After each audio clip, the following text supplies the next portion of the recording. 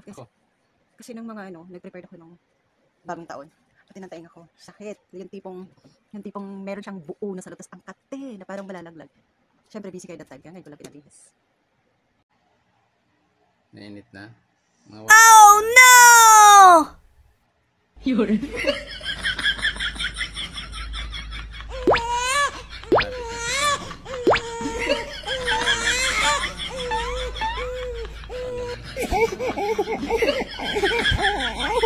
Yun.